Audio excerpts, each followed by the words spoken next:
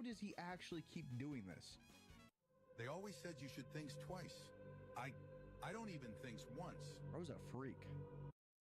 Face deep in that thing? Okay, you see this TV right here? Yeah. It stopped working. This is Monster Energy drink. Now watch what happens when I put this Monster Energy drink on this TV. This is crazy. Does this work with White Monster?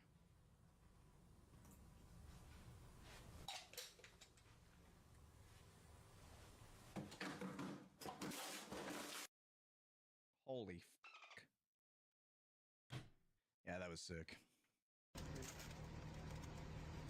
Can you? No way he goes along with it. No way.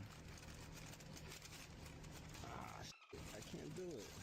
Nah, they ain't getting paid enough for all that. Hello? Hey, it's me, Brooke. I can't see you. Come down a little bit. It's me, Brooke, from the Straw Hat Crew. Lower. It's me, Brooke, from the Straw Hat Crew. Oh my God, Brooke! What color are your panties?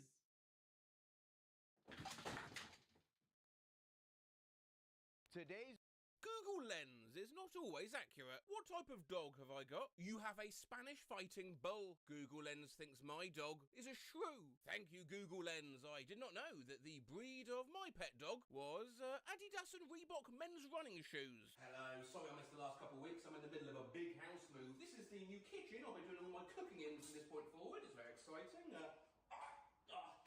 What is in that ramen? My God. Now, I was going to wait until I was fully settled in this place before doing any more recording, but that might still be a few weeks. So, in order to tide you over, here's a quick little video. Got a bloody hot tub now, by the way. See you in there. Got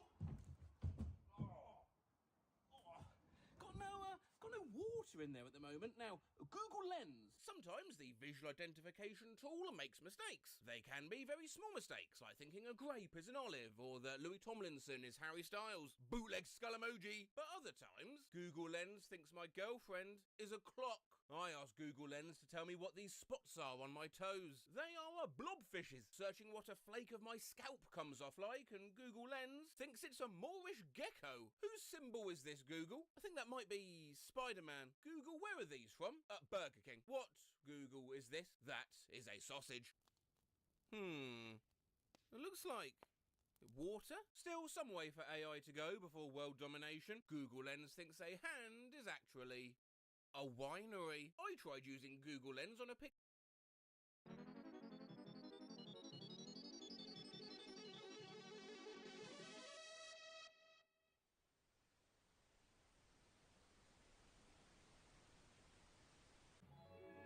We hope you enjoyed tonight's features on HTN, America's Family Channel.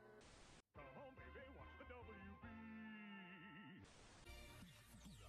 Máxima diversión.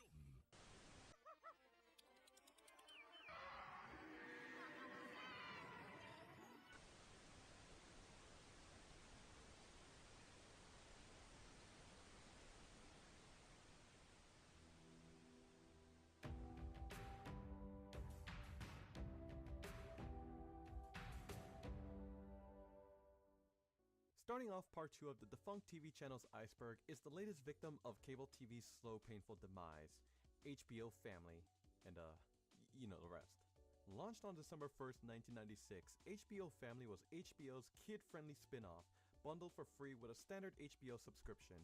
Its schedule was filled with G and PG-rated films and series aimed at a younger audience. In fact, it was the only HBO channel that never aired R or MA-rated content, making it a safe space for kids. So don't expect any episodes of Co-Ed Confidential. Oh God! Oh my God! Oh my God! In its early years, the channel mostly aired theatrical films and a handful of older HBO-produced children's programs like Happily Ever After, all of which was commercial-free. But it wasn't until 1999 that HBO gave the channel a proper identity. That year, they invested $18 million to revamp HBO Family with a major push into original programming. This 1999 relaunch brought in original series like A Little Curious, a 24-minute anthology series that experimented with a variety of animation styles, 30 by 30 kid flicks, a showcase of short films made by actual children, and by far their most iconic program, Crashbox. a chaotic clay-animated game show filled with brain teasers and wacky minigames. Although it only ran for 2 seasons, Crashbox stayed in reruns for over a decade, thanks to its unique aesthetic and energy. By 2001, HBO Family organized its programming into 2 distinct blocks, Jam for preschoolers and Magnet for other kids. Jam aired in the mornings and was aimed at TVY and TVY7 audiences, led by a purple blob mascot, also named Jam. Weird, but kinda cool. The block also featured a curated mix of acquired shows, mostly forgotten gems and Canadian imports like Little Lulu, The Adventures of Paddington Bear, and Harold and the Purple Crayon, which gave Jam a premium boutique feel that stood apart from your typical kids lineup. One show I really loved the most though was I Spy. Based on the picture books, this animated series debuted on December 14th, 2002, and followed 2 characters named Spyler and Cece as they solved visual puzzles with the help from the audience. Each of these shows helped define HBO Family's identity as a premium children's destination, something you wouldn't find regularly on broadcast television. But most of these shows would get cast aside when in January of 2016, Jam was rebranded as HBO Kids, coinciding with HBO's deal with Sesame Workshop to premiere new episodes of Sesame Street and other related Sesame programs, while PBS would receive these new episodes a year later. With Big Bird and Elmo front and center, HBO Family had 2 of the most iconic faces in children's television anchoring its content. Sadly, when the Sesame Workshop deal expired in late 2020, those shows disappeared by next month.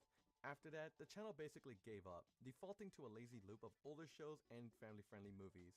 And with the rise of streaming, hell just HBO Max in general, there was really no point in keeping this channel around by 2025. So, on June 11th, 2025, Warner Bros. Discovery announced that it'll be ceasing transmissions of HBO Family alongside Thriller Max, Movie Max, and Outer Max on August 15th. Looking back at the life of HBO Family, it's just a reminder of how spin-off channels have gradually become obsolete. What was once a key extension of a premium brand eventually became an afterthought, and with this closure, it raises the question, who's next? Tune in and start saving with Cable Value Network V Shopping Channel. Watch CBN in Salem on Viacom Cablevision, Channel 29. Cable Value Network, or CVN for short, was a home shopping television network launched in 1986 and was an early competitor to QVC.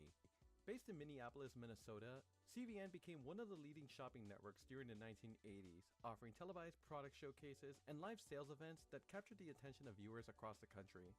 Interestingly though, CVN agreed to be acquired by QVC. This is despite CVN actually being the larger of the 2 networks at the time. Regardless, QVC agreed and absorbed its main rival, consolidating its dominance in the televised home shopping industry and setting the stage for its rise as a household name throughout the 1990s.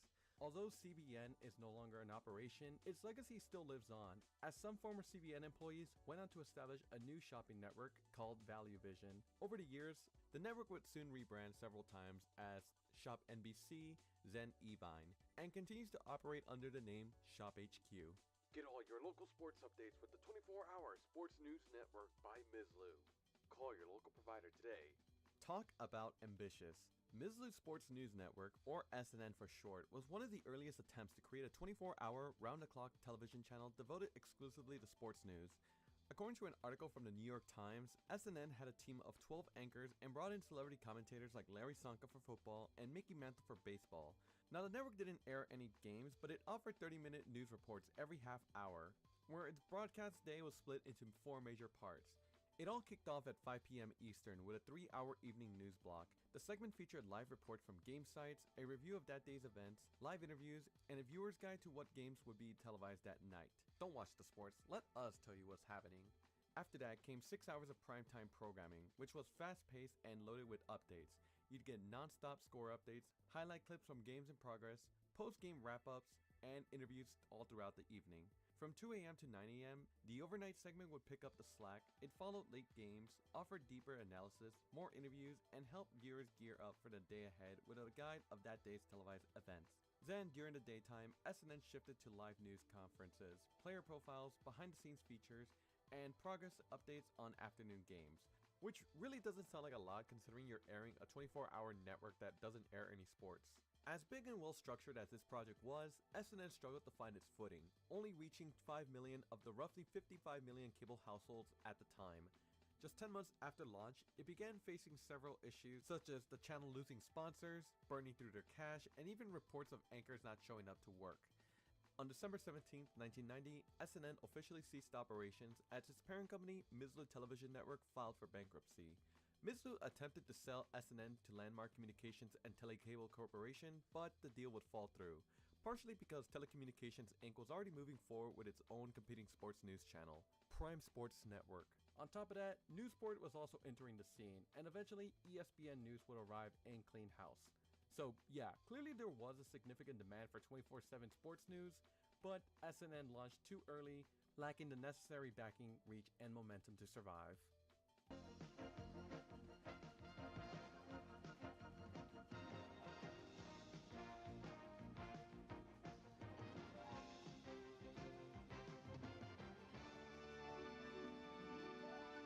So I was going to include these as separate entries because, well, two early channels that were operated by HBO, I mean, that sounds pretty interesting.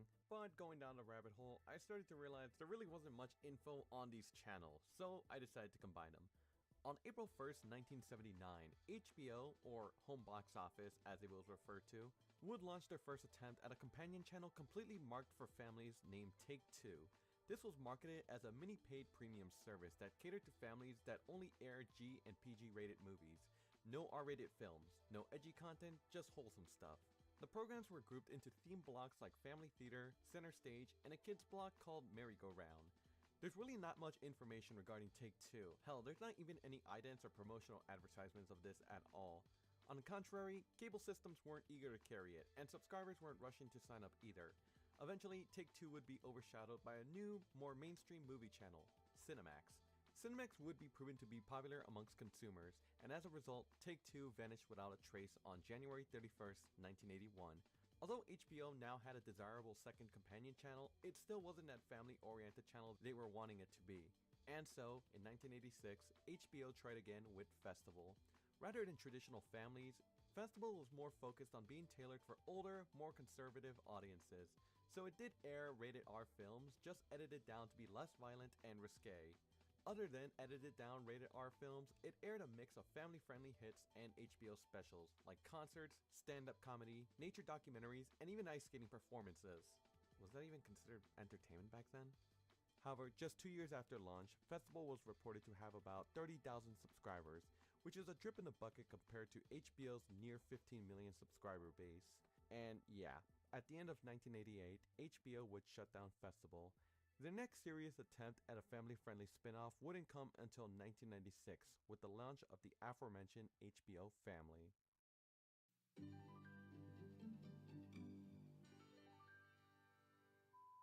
The following is an important announcement.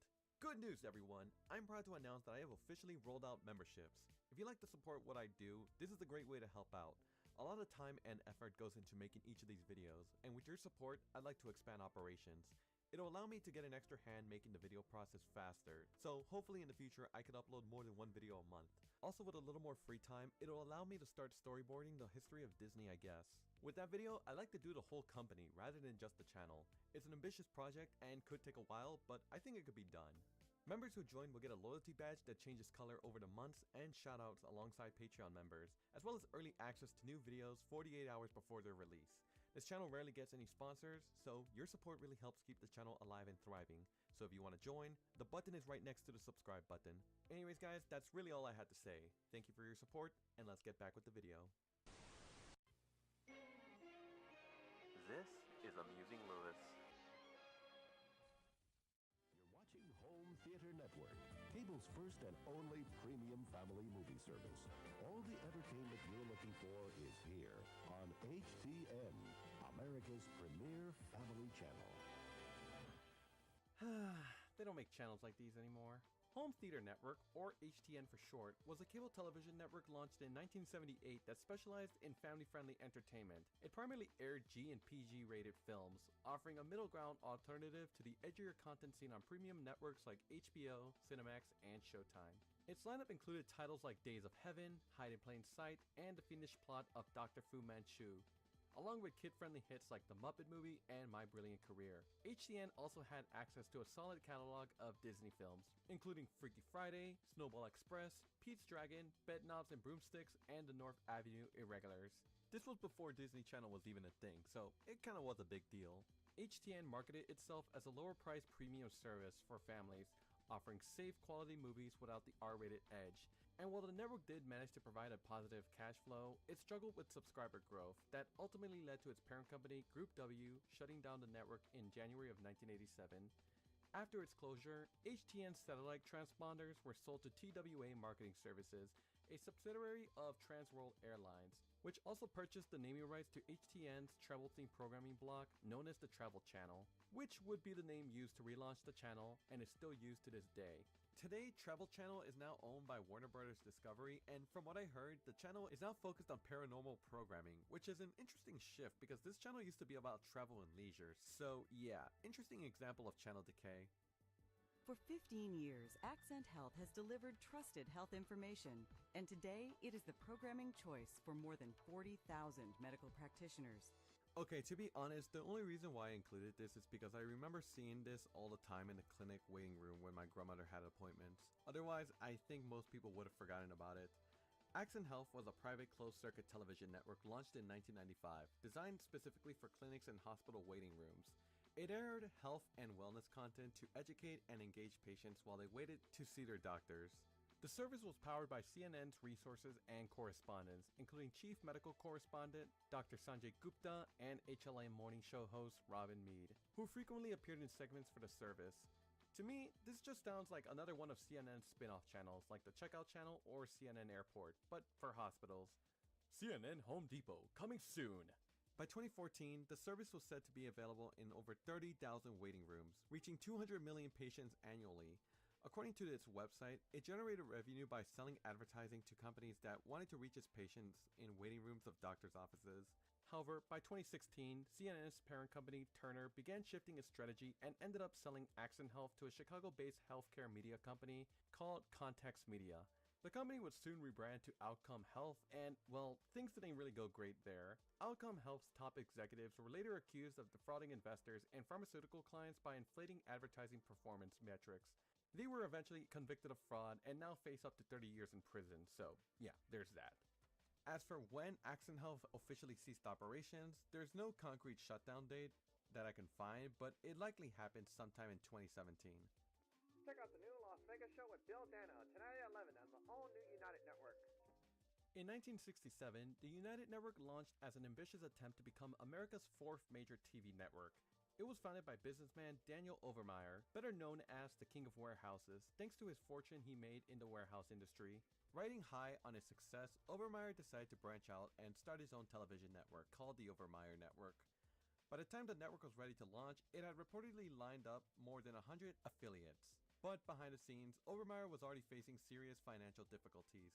To keep the operation afloat and cover mounting expenses, he sought outside investment. As part of this late-stage restructuring, the network rebranded at the 11th hour as the United Network, officially launching on May 1st, 1967. Despite the hype and ambition, the United Network ran into high transmission costs, low advertiser interest, and affiliation delays. To make matters worse, the network launched at the very end of the television season, meaning most advertisers had pretty much blown over their budget. As a result, United Network only had one program, The Las Vegas Show, a late-night variety series, and even that show struggled to sell ad slots and had to resort to heavy discounts. Just 30 days after its debut, the United Network was shut down and filed for bankruptcy. Today, no known footage of the network survives. Only print ads and behind-the-scenes photographs remain, making it a fascinating and rare case of lost television history.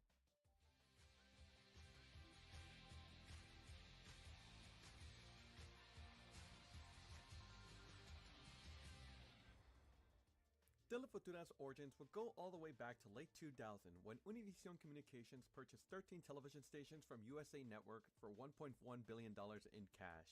With these stations in Univision's hands, the company moved quickly, and just a few months later, they announced plans for a new secondary Spanish language network, one that would target bilingual Latino audiences, particularly males ages 18 to 34. While Univision was busy airing Televisa novelas and episodes of El Gordo y la Flaca, Telefutura leaned into a more diverse lineup. Instead of solely relying on Televisa content, they imported telenovelas from a variety of Latin American producers that included Venevisión and RCTV from Venezuela, RCN from Colombia, and even Rede Globo from Brazil. These novelas were scheduled mostly during weekday afternoons, which allowed the network to reserve evenings and weekends for Spanish-dubbed American films from the 80s and beyond. To give things a more premium feel, they grouped these movies into theme blocks, like Cineplex, Cinescape, Cine Especial, and their most iconic block, El Cine de las Estrellas. It was a clever way to hook viewers who loved Hollywood movies but preferred to watch them in a culturally familiar format. Could you say whole speech again in Spanish? Telefutura wasn't just about movies and novelas, though. It also made a strong push into sports and news. One of its flagship shows was Contacto Deportivo, a nightly news program delivering highlights and analysis tailored for Hispanic audiences. Similarly to Azteca America, it also aired Friday night boxing matches and Liga MX soccer games on weekend afternoons. Speaking of Azteca America, remember when I said they were like the third alternative to Univision and Telemundo? Well, I might have been off. According to Nielsen Media Research, Telefutura actually ranks second among Spanish-language broadcasters in the coveted 18 to 34 demo. Yeah, even beating Telemundo at one point, so technically Azteca was fourth. The network continued its momentum into the next decade when on February 26, 2010, Telefutura hit a major milestone with the finale of Buscando la Doble de Selena, or Search for Selena's Double, a reality competition that drew 1.9 million viewers, becoming the highest rated entertainment special in the network's history. By the end of 2012, Telefutura had firmly cemented itself as a youthful dynamic force in Spanish-language television, so naturally, you'd think they keep the name, right? No. On New Year's Day 2013, Univision rolled out a complete corporate rebrand, complete with a new logo and visual identity. And just a week later, on January 7th, 2013, Telefutura relaunched as Unimas, officially retiring the brand after just 11 years. As part of the rebrand, Unimas overhauled its primetime lineup with a sharper, more masculine tone, one that stood in contrast to Univision's romance-driven programs, and their goal was clear: capture younger Latino men. One of the most bizarre offerings that Unimas showed to its viewers, in my opinion, has to be the Colombian adaptation of Breaking Bad called Metastasis, which, I mean, just looking at this, it almost looks like a bootleg, but nope, it's an official adaptation.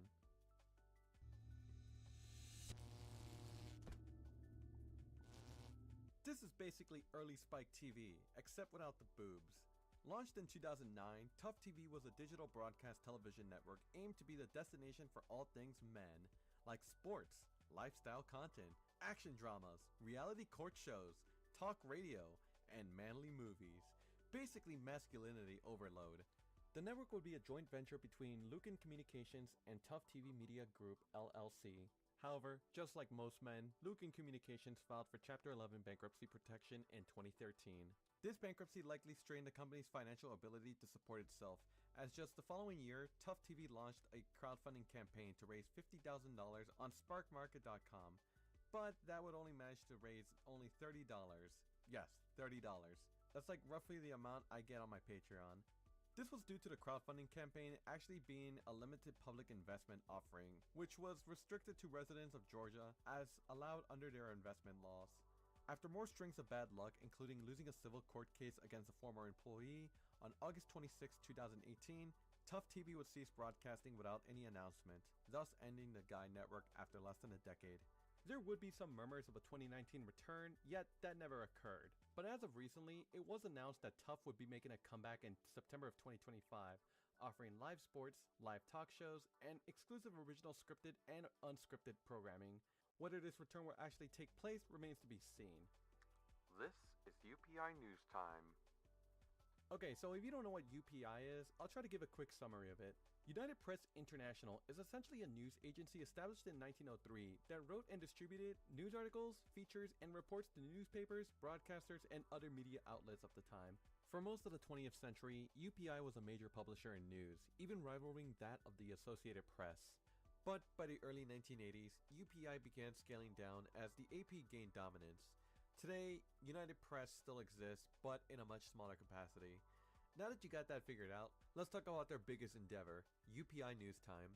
This was a short-lived syndicated television news service produced by United Press International, launched on July 3rd, 1978, predating CNN by 2 years, technically making them the first all-news cable channel, although the way they presented the news is boring to say the least.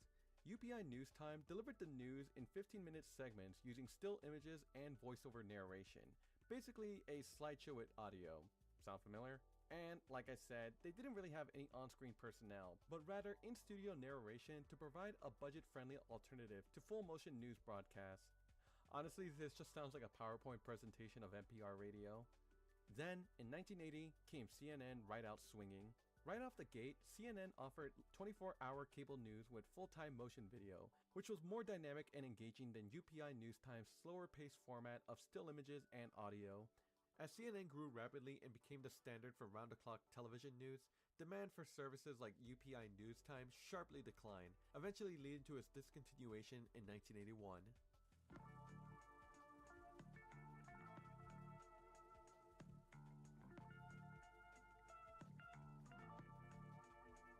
Urban America Television, or UATV, was a short-lived over-the-air television network that launched in 2001. Its mission was clear: to cater to Black Americans as well as English-speaking Asian and Hispanic viewers from urban communities across the US. According to the network's website at the time, UATV had around 70 affiliate stations nationwide and claimed to reach more than 22 million households. And their goal was simple: to showcase the diversity and vibrancy of urban America by reflecting the different perspectives, styles, rhythms, and cultures of African Americans as well as English-speaking Asians and Hispanics. They aimed to provide fresh, inspirational, and positive family-friendly programming that would uplift and inform their audience. UATV would feature a mix of talk shows, music, education, sports, and entertainment. One particular unique aspect of their lineup was their airing of race films, movies produced in the 1930s and 40s, specifically for Black audiences during segregation. These films, which featured an all-Black cast, had largely been forgotten until UATV helped reintroduce them to a new generation. In addition to that, UATV also produced a broad slate of original programs, many of which are sadly now considered lost media due to the network's short lifespan and limited archival efforts. Despite the ambitious vision and wide reach, UATV encountered financial difficulties as disclosed in its filings with the SEC. As a result, UATV was ultimately compelled to suspend all operations indefinitely in 2006. And just like many of the other early 2000s digital TV ventures, UATV quietly faded away, becoming yet another forgotten footnote in television history. Research Channel, giving voice and visibility to discoveries that are changing our world. Think forward. Think Research Channel. The Nerd Channel. Research Channel was a non-profit media and technology organization based at the University of Washington in Seattle, created to give leading researchers and academic institutions a platform to share their work with the public. It wasn't just a university project, though. Over 70 institutions pitched in, including Johns Hopkins University, the Library of Congress, and even tech giants like Microsoft and IBM. Launched in 1996, Research Channel was essentially a pre-YouTube attempt at academic video sharing, except instead of uploading it to a website, they broadcasted it on an actual TV channel. The network showcased lectures, presentation, and research content, while also experimenting with advanced distribution and interactive technology. Through cable and satellite, Research Channel reached over 22 million US households. They also had a pretty forward-thinking website for the time, with an online video library offering more than 3,000 full-length programs available on demand and via live web streams. But despite the channel's strong educational mission, it eventually ran into the biggest threat of all: YouTube. As video sharing platforms exploded in the late 2000s, they became the go-to destination for academic institutions to upload their content directly to a global audience. Ironically, Research Channel began uploading their own content to YouTube as well, which basically rendered their original broadcast model obsolete. By March of 2010, the University of Washington announced it would end its support, and on August 31st, 2010, Research Channel officially shut down. While the channel is gone, many of Research Channel's content still remains accessible online on their inactive YouTube channel. ZTV is the new alternative in music television. The network created to satisfy the outcry for the fastest growing musical format in the country: contemporary Christian music. I have no idea how they got away with this name. I mean, ZMTV, and they're both music channels too. Anyways, Z Music Television was a Christian-oriented cable music channel that operated in the US from 1993 to 2000. Think of it as MTV, but instead of edgier alternative rock and TRL countdowns, it played contemporary Christian music across a variety of genres: rock, pop, country, gospel, reggae, you name it. If it had some allegory for Christ, it aired. The channel was originally launched by David McQuaid and was based in Lake Helen, Florida, but within a year, it got scooped up by Gaylord Entertainment, the same company that owns CMT and TNN, and they would move operations to Nashville, Tennessee. At first, this seemed like a win. Gaylord had the media clout to possibly take Z Music to the next level, but then, in 1997, Gaylord sold off both CMT and TNN to CBS, and left Z Music behind. Yep, Z Music was the only one left out of this cable music deal. Womp womp. From there, things slowly unraveled. The channel began losing support and funding, and by June of 2000, Z Music ceased operations entirely. Gaylord shifted its focus to a Christian music website it already owned, musicforce.com, in hopes of salvaging the brand during the early days of digital media. But the era of a 24/7 Christian music cable channel had come to an end.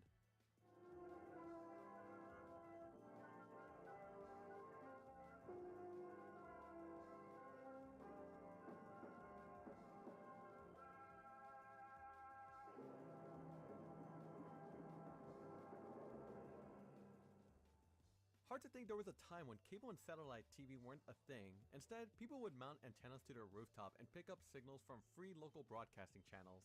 Yeah, TV really sucked back then. But perhaps the most shocking part that it wasn't even that long ago. We're talking about the early 80s here. While cable TV did exist from as early as the 1940s, it was mostly limited to areas where reception was terrible, usually because of hilly terrain or remote distances from broadcast towers. And so, Video Entertainment Unlimited, otherwise known as VEU, was launched in April of 1980 as a solution to a growing demand for premium on-demand content. VEU operated as an American subscription television service and targeted households that had little to no access to cable. So yeah, this wasn't a bad idea. On the contrary, it was a pretty great innovation for the time. To be clear, VEU wasn't a channel, but rather an entertainment platform that allowed access to live TV, such as CBS, NBC, ABC, as well as on-demand programming like sports, movies, and series from premium participating networks. To be honest, it was a pretty good rival to cable TV, and for a while, it looked like it could stick around for years. Unfortunately, the home entertainment landscape was evolving fast. Cable TV was rapidly expanding, and more subscription services were flooding the market, squeezing out VEU's niche. Ultimately, the writing was on the wall, and on September 30th, 1984, just over 4 years after its launch, VEU shut down for good. This is Mind Extension University. Cable and satellite TV weren't a thing. Instead, people would mount antennas to their rooftop and pick up signals from free local broadcasting channels. Yeah, TV really sucked back then. But perhaps the most shocking part that it wasn't even that long ago. We're talking about the early 80s here. While cable TV did exist from as early as the 1940s, it was mostly limited to areas where reception was terrible, usually because of hilly terrain or remote distances from broadcast towers.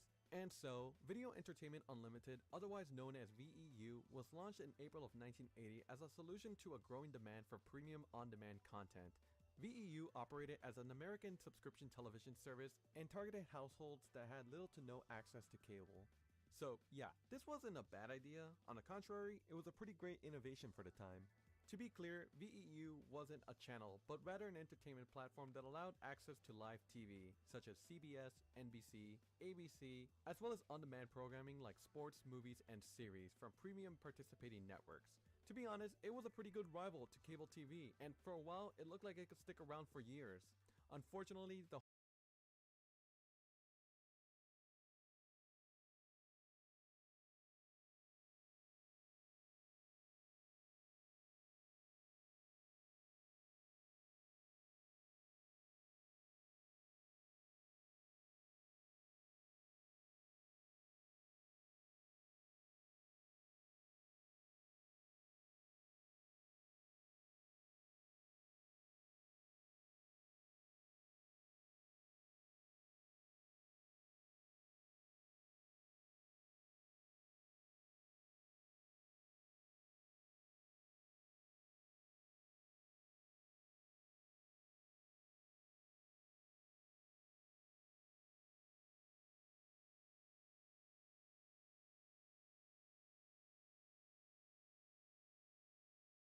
home entertainment landscape was evolving fast. Cable TV was rapidly expanding, and more subscription services were flooding the market, squeezing out VEU's niche. Ultimately, the writing was on the wall, and on September 30th, 1984, just over 4 years after its launch, VEU shut down for good. This is Mind Extension University, a Jones Education Network.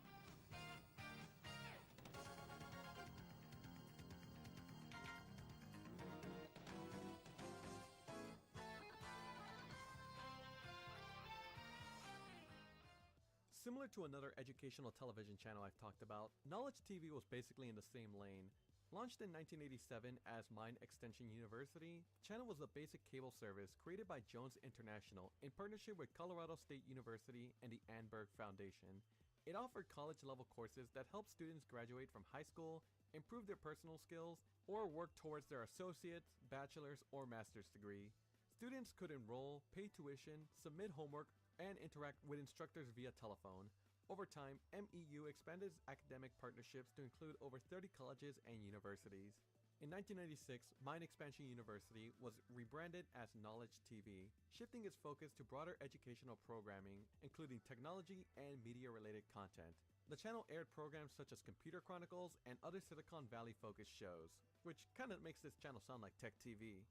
At its peak, Knowledge TV reached 25 million subscribers, though many cable providers only carried it part-time, meaning it was utilized to occupy idle airtime on public access channels and overnight paid programming slots on networks like Discovery Channel.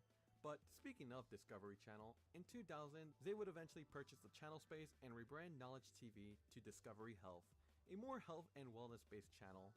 Although the channel was around in 20 million homes, ironically enough, the founder of the channel, Glenn Jones, was unable to watch his own network due to cable provider Telecommunications having an overcrowded lineup. This made it difficult for the network to grow, leading to the decision to sell the channel. Be sure to see the very last Blackhawk games at Chicago Stadium live. It's Hawk Vision. Call your cable company to order home playoff games at the same low price as last season. What a show. I didn't even know this happened, and I'm from Chicago.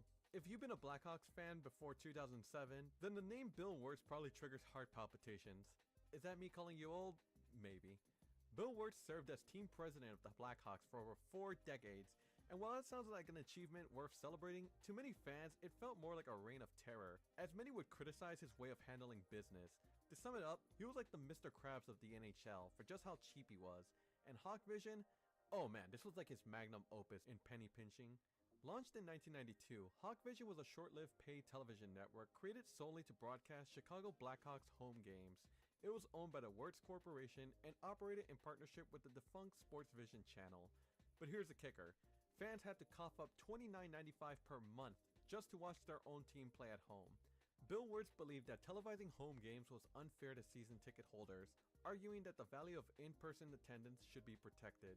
In practice, this meant removing Blackhawks games from free and cable TV broadcasts entirely. So, if you couldn't make it to the stadium, too bad. Pay up or miss out. Unsurprisingly, the backlash was loud and swift. Fans were frustrated, local viewership plummeted, and the team's popularity took a noticeable hit. By the time the 1994-95 NHL season wrapped up, Hawk Vision was already a relic. It officially shut down in 1995, leaving behind a legacy of frustration more than innovation. After Hawk Vision's closure, home games remained off local airwaves for over a decade. It wasn't until the 2007-2008 season when Bill Wirtz fucking died that Blackhawks home games finally returned to TV. Not sure if people cried or cheered when this happened.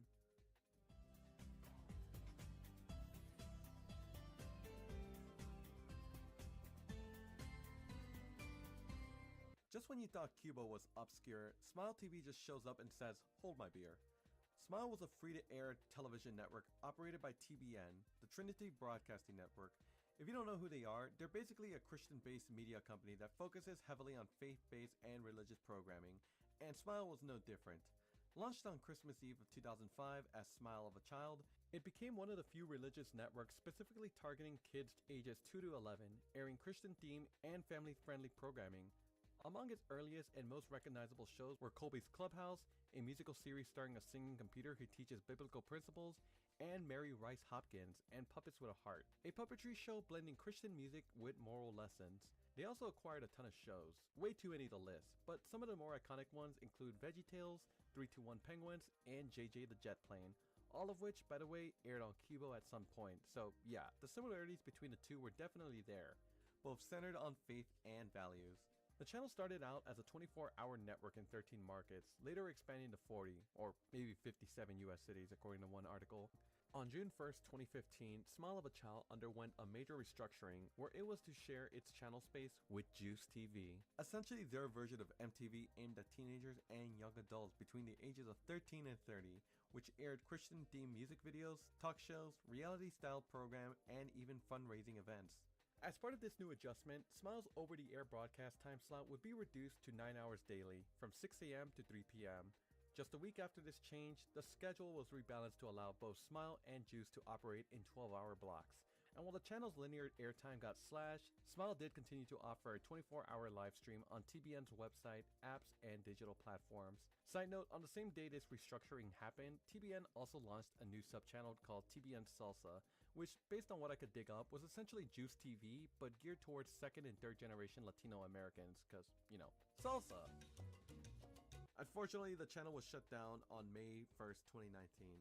No official reason was given, but I bet my money it was due to low ratings.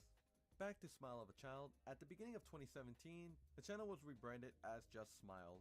This didn't really change a thing, it was practically a new coat of paint.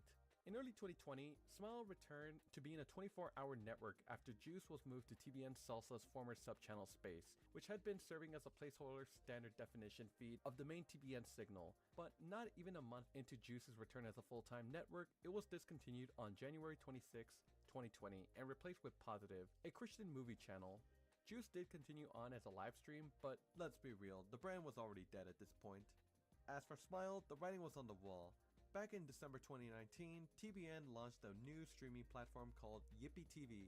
Yippee was pitched as a family-friendly haven with shows like VeggieTales, The Adventures of Carlos Caterpillar, Algories, and the new VeggieTales show, which premiered in 2019 and was exclusive to the platform. The service cost around $50 a year, and based on charts from app figures, it actually made the top 50 grossing kids apps, so it seemed to be making a good chunk of change. In 2024, TBN launched yet another streaming platform, TBN Plus, which offered both free, ad-supported content and a premium subscription tier. It even included a smaller selection of Yippie's content. With both platforms growing, Smile's existence as a traditional over-the-air children's network became increasingly redundant, especially in a post-Cubo world. And so, on December 17, 2024, Smile began airing promos announcing that it would cease operations on January 12, 2025, urging viewers to make the jump to Yippee TV or TBN Plus. Once Smile ceased operations at midnight, the sub-channel space would be replaced with On TV For You, a network dedicated to infomercials and direct response advertising.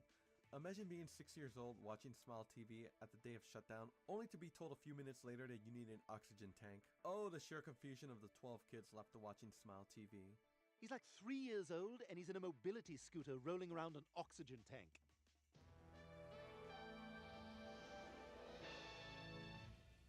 PTEN, or the Primetime Entertainment Network, was a short-lived but memorable television network that launched on January 20th, 1993.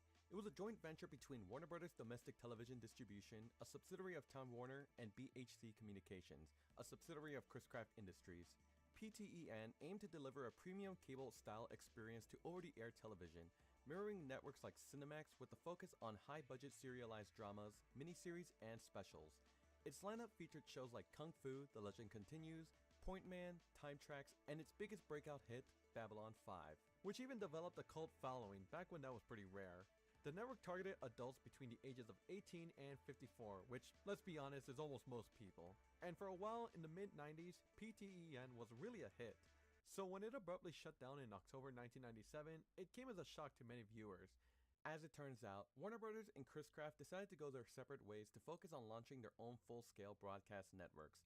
Warner Bros. Would go on to launch the WB, and Chris-Craft helped co-create UPN. So this was like more of a precursor.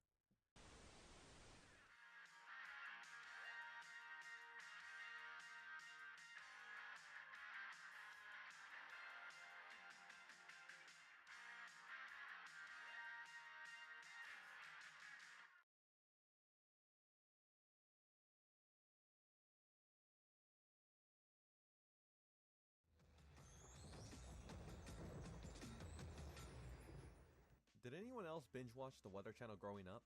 No? Just me? Damn, that must be weird. Anyways, the Weather Channel Latin America is exactly what it sounds like. Long before smartphones gave us real-time forecasts in our pockets, viewers across Latin America had El Canal del Tiempo, the regional version of the Weather Channel. Launched in 1996, this 24/7 network delivered live weather updates, regional forecasts, climate-related news, and coverage of major storms or natural disasters, all in Spanish. Just like its US counterpart, the Latin American version featured on-air meteorologists, animated radar maps, and seasonal updates tailored to local countries and weather patterns. For many viewers, it brought a level of weather reporting professionalism that simply hadn't existed before in the region, so it wasn't just helpful, it was essential. The Latin American version was originally part of the Weather Channel's ambitious plan to become a global weather network, with hopes of launching versions in Europe and Asia as well. Unfortunately, those plans didn't pan out. By the early 2000s, the channel faced mounting challenges. According to Zen Network president Eduardo Ruiz, the business climate in Latin America had deteriorated to the point where it was nearly impossible to generate sufficient subscriber fees or to acquire the necessary advertising needed to reach the point of profitability. As a result, the channel, along with its Portuguese language sibling channel, shut down operations on December 20th, 2002, marking the end of the Weather Channel's international expansion.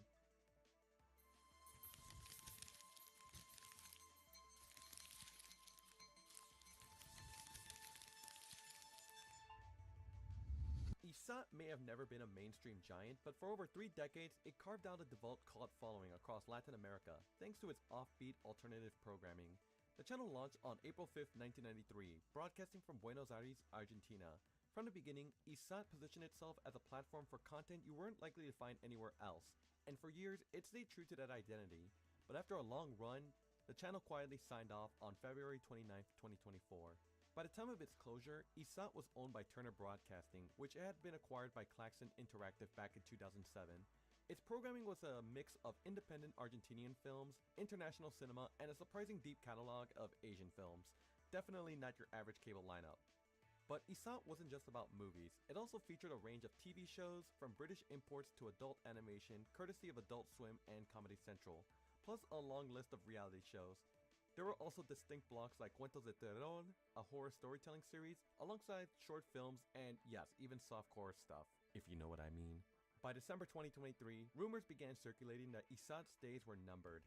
Then came the official word from Warner Bros. Discovery that ISAT, along with Glitz and Much Music Latin America, would cease operations on February 29, 2024. The closure was part of a broader restructuring effort aimed at prioritizing newer brands like TNT Novelas and Adult Swim. One less known detail I also discovered during my research was that the channel's original name was Imágenes Satelital, which kind of reflects how early this channel existed for just having a name like that.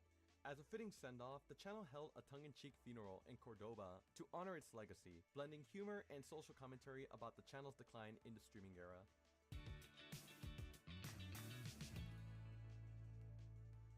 If there was ever a channel that played an integral role in bringing high-quality documentary content to European audiences, it was Discovery World. Originally launched as Discovery Civilization Channel on October 1st, 1998, this former Discovery-owned network initially focused on history-centric programming. Broadcasting from Amsterdam, this channel reached a wide regional audience, with content available in multiple languages: English, Polish, Hungarian, Czech, and Russian, with Dutch subtitles commonly provided, ensuring accessibility to as many viewers across much of Europe. As the channel evolved, Discovery Civilization broadened its scope. In 2007, it was rebranded as Discovery Knowledge, and by April 18, 2008, it adopted the Discovery World name across Europe.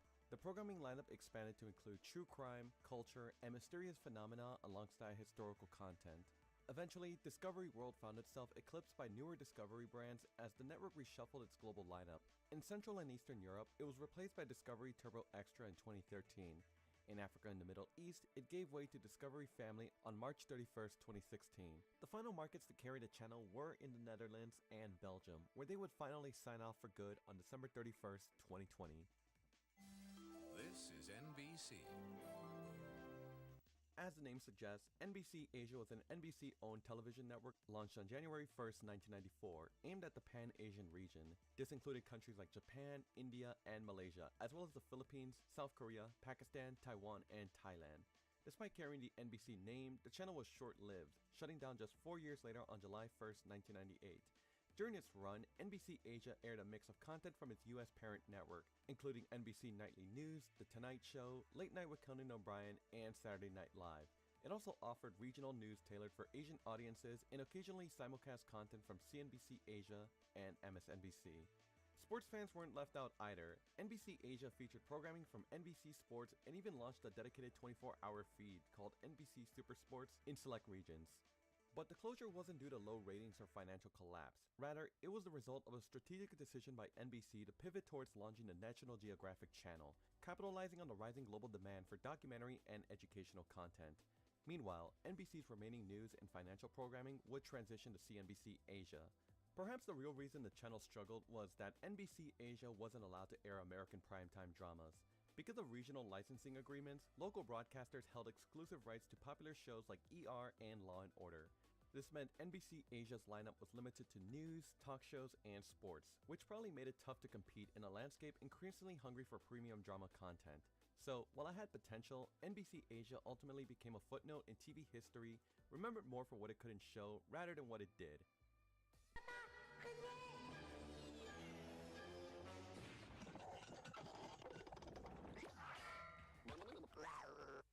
VRAC, or VR Delta K. This was a Canadian French language channel formerly owned by Astro Broadcasting before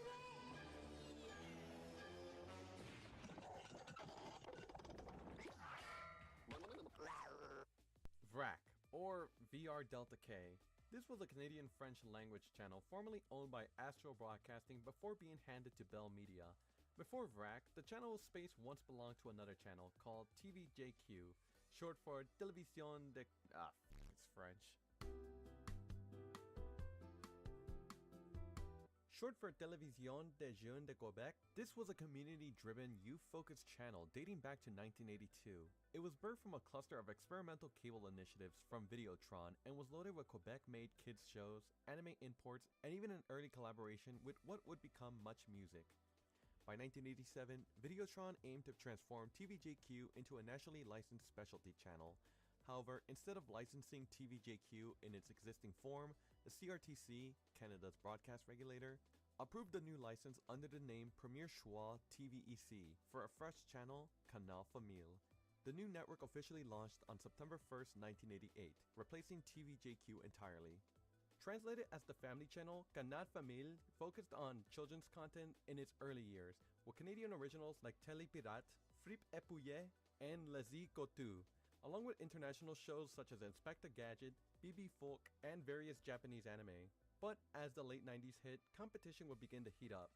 Teletoon, a network that had cartoons tailored to every age group, would launch in Canada and eat into the family channel's viewership. To keep up, Canal Famille began shredding its childcare image and introduced an offbeat teen-centric program like Zone de Turbulence and the sci-fi comedy Dans et Galaxie Près de Chez Vous.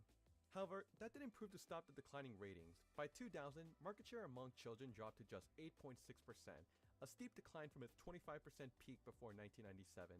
Knowing that trying to save the Family Channel brand was no use, Astro Media decided to reinvest and reimagine the channel as VRAC.TV. Gone with the soft family feel, it was replaced by a grunge-era logo, bolder graphics, and a programming lineup aimed squarely at tweens and teens. And miraculously, it worked. Just 6 months after the rebrand, ratings tripled. As VRAC.TV, the channel embraced youth culture head-on, mixing locally produced Canadian series with fan-favorite imports from Disney Channel and Nickelodeon. By 2006, VRAC-TV had introduced an HD feed and commercials. But the biggest shift came in 2013 when Bell Media acquired the channel. That's when things started to change. Soon after, VRAC.TV dropped the TV from its name, simply rebranding as VRAC. And in 2014, it introduced something called VRAC2. While VRAC2 sounds like a second channel, it actually wasn't. It actually was an evening programming block geared towards teenagers, featuring edgier and more emotionally complex series. So for American viewers, it had shows like Pretty Little Liars and Teen Wolf. The block would be proven to be a success, and as a result, VRAC will go all in, chasing the 13 to 35 demographic, and it doubled down on local French dramas, comedies, and teen thrillers. As a result, animation and other programs designed for younger audiences would be entirely removed by 2016, with probably the only exception being SpongeBob, because, who doesn't like SpongeBob? Unfortunately for VRAC, it was in a tough position, not only by the fact that cable TV subscriptions were shrinking, but that they were trying to gain a tough-to-get demographic for linear TV in the streaming era, and unfortunately, it would be a fatal mistake, causing viewership to tank. In August 2023, Videotron, the channel's original distribution partner, dropped VRAC from its lineup. Without any foundational carrier, VRAC simply couldn't survive. Just 2 days later, Bell Media announced the channel's shutdown. According to Corrine Moses, Senior Vice President of Continent News at Bell, viewers just weren't numerous enough, and if Bell is saying that out loud, things must have been grim behind the scenes. Shortly after, on September 25th, the CRTC officially revoked VRAC's broadcast license, and just a week later, the channel quietly disappeared with no grand send-off after 35 years. Which is pretty strange to not acknowledge that kind of legacy, but I guess since they were dropped from all their main providers, no one was really watching, so I guess they said, who cares?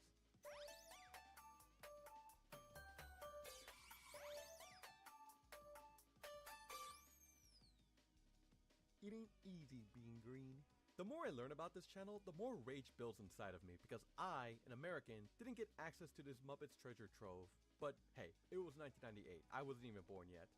The Kermit channel was a joint venture between Hallmark Entertainment and the Jim Henson Company. And yes, just as the name implies, it was a 24-hour channel dedicated to reruns of the Muppets and other Jim Henson productions. Despite the Muppets being born and raised in America, the channel never aired in the US. Instead, it was launched for international markets, most notably in Taiwan, India, Indonesia, and the Philippines. In 2001, Hallmark gained full control of the channel after the Jim Henson Company's then parent company, EMTV, faced financial trouble. Coupled with a downturn in the TV market and a shift in Hallmark's priorities, the Kermit channel began shutting down in several of its markets. It was eventually reduced to a programming block on the Hallmark network until December 2002, when all the remaining channels and blocks were shut down.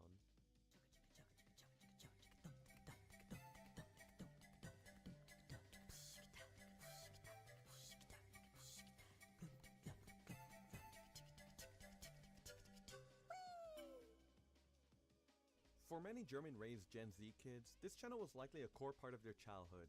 Junior launched on July 28, 1996, and remained on the air until December 31, 2022, broadcasting in Germany for an impressive 26 years, making it one of the longest-running children's television channels in the country.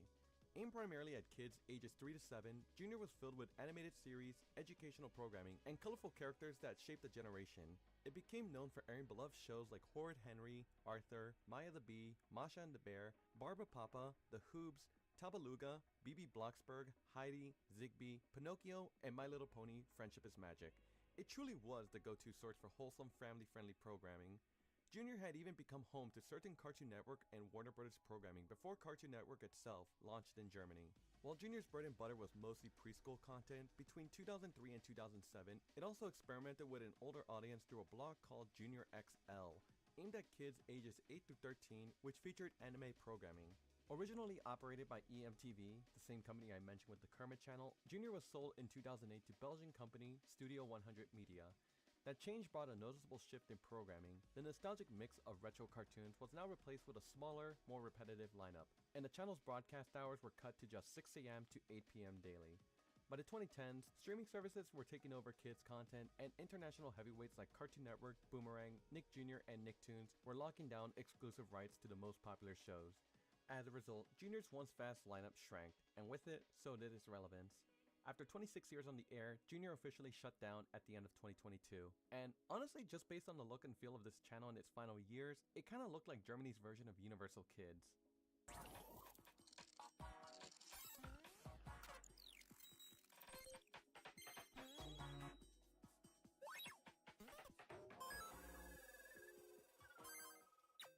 EGG Network, short for Every Good Game, was a Southeast Asian 24/7 esports channel that quickly became the go-to hub for the region's growing esports community. Officially launched on June 7, 2016 and based in Malaysia, the channel broadcast across several countries, including Australia, Indonesia, the Philippines, Brunei, Singapore, and of course Malaysia itself. Owned and operated by Astro Malaysia Holdings, EGG Network ran for a solid 7 years before it went off the air on January 23, 2023. During its run, EGG was far from just another cable channel. It was the destination for competitive gaming fans. It featured live coverage of major international and regional esports tournaments, such as Dota 2, League of Legends, Counter-Strike Global Offensive, Hearthstone, FIFA, Mobile Legends Bang Bang, PUBG Mobile, Street Fighter V, and Heroes of the Storm. You know, now that I think about it, this channel launched just a few years after G4 in America shut down, and it even outlasted its revival. So yeah, I think EGG did a far better job modernizing gaming content for a new generation. It embraced esports as a legitimate entertainment category rather than treating it like a gimmick. Unfortunately, in early 2023, Astro announced the channel's closure as part of a strategic decision to hyper-localize esports content. As a result, Egg's offerings were folded into Astro Arena and Astro Arena 2, sports channels that now integrate gaming coverage content alongside traditional sports, aiming to serve local audiences more directly.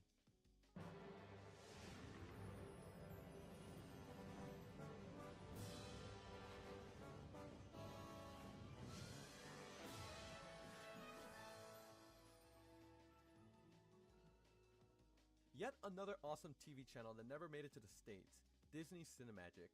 This was a European exclusive TV channel that showcased Disney films of all kinds, classic animated features, recent theatrical releases, made-for-TV movies, and even Pixar titles and older Disney Channel original movies. The channel first launched in the UK on March 6, 2006, and gradually expanded to other European territories, such as France in 2007, Spain and Portugal in 2008, and Germany in 2009. Italy and Scandinavia received Disney Cinemagic as branded blocks on Sky Cinema Family in Italy and Disney Channel in Scandinavia. Headquartered in the UK, Disney Cinemagic focused heavily on Disney's film library, airing 3 to 4 movies daily, including both premieres and reruns. For animation fans, it also featured a healthy lineup of classic and modern Disney shows like Disney's House of Mouse, Lilo and Stitch the series, and Tarzan. One of the channel's biggest draws, though, was its first pay TV window access. That meant Disney Cinemagic often got to air Disney movies just 10 months after their theatrical release, a pretty big deal in the pre-streaming era. It also regularly aired Disney shorts, themed marathons, and special event programming, all of which gave a distinct premium feel for Disney fans in Europe. But, like many traditional cable channels, Disney Cinemagic's appeal faded away with the rise of streaming. As Disney shifted its global strategy towards direct-to-consumer services, Disney Plus gradually absorbed the channel's role across Europe.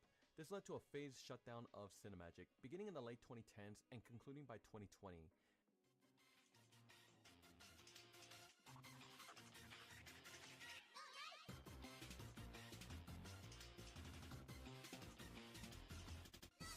Here we have what many consider France's answer to G4, a quirky, independent geek haven called No Life. Launched on June 1st, 2007, No Life was a free French independent television network available via ADSL, cable TV, and even on Twitch. It was created by Sébastien Rouchet and Alexander Pilote, 2 content creators who co-owned a small production company called Pocket Chamois. For years, the creative projects were repeatedly rejected by traditional networks, so they took the matters into their own hands, and with almost no capital, they took advantage of IPTV's cost-effectiveness and launched No Life as a passion project. No Life's programming featured heavily on video games, anime, Japanese pop culture, and geek lifestyle. Its flagship show was 101%, a daily program somewhat akin to G4's Attack of the Show, where it featured gaming news, reviews, tech segments, interviews, and more. Its distinct visual style, clever production techniques, and authentic nerd energy earned it a loyal cult following among French gamers and otakus alike. But passion alone couldn't solve No Life's chronic financial problems. From the start, the channel struggled to stay afloat. A lifeline did come in the form of an investment from Ankama Games, a company the founders had previously worked with. This support, combined with the launch of No Life Online, a subscription-based catch-up service for global fans, helped keep the channel alive. Still, by 2014, cracks began to show. Advertising revenue dropped dramatically, and No Life became increasingly dependent on its online platform. On April 1st, 2018, during a special edition of 101%, the team teased the arrival of huge new projects. Sadly, it was a dark April Fool's joke. The reality was far more somber. No Life was shutting down in just 1 week. With no visible investment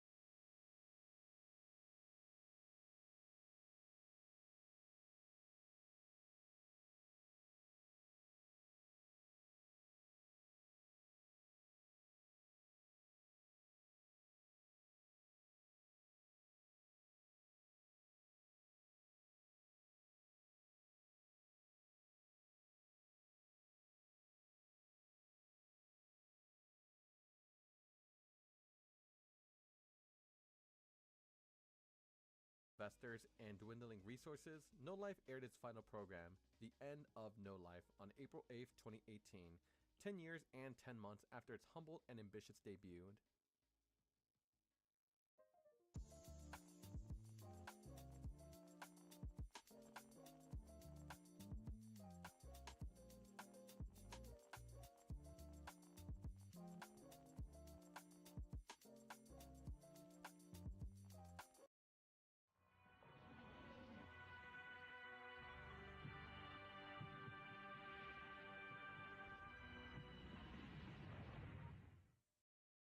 In 2002, Turner Broadcasting System Europe would announce the first alternative Cartoon Network channel outside of America, known as CNX, or Cartoon Network Extreme? Maybe? I don't know. CNX was a British television channel that was launched on October 14th, 2002, and aimed to capture the 16 to 34 demographic, basically me. It had a daytime schedule of programming seen on the Toonami block like Johnny Quest, Dragon Ball Z, X-Men, Batman Beyond, Tenchi Muyo, Gundam Wing, Justice League, and Samurai Jack. The channel also offered older teens as well as young adults on evenings, programs of drama, adult animation, and martial arts films. In addition to this, CNX also regularly aired live-action series and specials. To promote the channel's launch, CNX had 6 people attempt to set a new world record for continuous TV watching. 3 participants ended up succeeding in breaking the previous record of 46 hours, 30 minutes, and 50 seconds by watching CNX for 47 hours straight.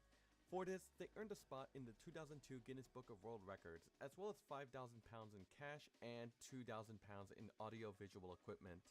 In early 2003, Turner Broadcasting System toyed with the idea of launching a US version of CNX, but as former Turner Entertainment head Mark Lazarus put it, such a move was not imminent. Ultimately, a US CNX never materialized, and honestly that's what just stinks to me the most, because this just sounds like a dream channel. Meanwhile, over in the UK, CNX wasn't doing that well either. At the start of 2003, the channel introduced a daytime Toonami block, aiming to capitalize on the growing popularity of anime and action cartoons. And ironically, it was the Toonami block that resonated with most viewers. Because of that, Turner decided it was best to transition CNX to Toonami. And sadly, it would shut down a few weeks before its first anniversary on September 8th, 2003. As for the Toonami UK channel, at first it started off as usual, having Tom and Sarah as the channel's hosts, albeit Tom wasn't voiced by Steve Bloom and was instead voiced by Christian Stevenson. Eventually, the channel was given its own unique look with bold black and white-red logos that gave it a sleek, edgy feel. However, by 2006, the channel will completely change and for the worse. You thought Toonami's rebrand in 2007 was bad? Well, this one's worse. The channel pivoted towards general youth entertainment and began airing a surprise lineup of live-action series like Backyard Science, Parker Lewis Can't Lose, Stencil, Hanging with Mr. Cooper, and Life with Derick. Live action on Toonami, that's just blasphemous. Take a look at your new Toonami. We're not like we used to be, we're different, in a good way. Adding insult to injury, the change was just as dramatic. The entire look of Toonami was replaced with a softer, more playful blue color scheme with giggling blob-like mascots, which took over the bumpers, idents, and overall tone of the network.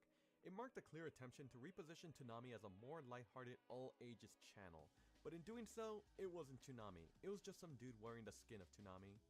Toonami UK would officially come to an end on May 2nd, 2007 when Turner Broadcasting announced it would merge the channel with Cartoon Network 2, which inherited Toonami's top action shows and a curated selection of Cartoon Network's core programming. This move was part of a broader strategy to make room for Cartoonito, which originally launched as a preschool block on the original Cartoon Network 2. As the Cartoonito brand gained traction, Turner promoted it to a full-time standalone channel. Now I know to American viewers, Cartoonito feels like a recent addition, introduced in the 2020s, but believe it or not, the brand has existed since 2006. That means it's nearly 20 years old.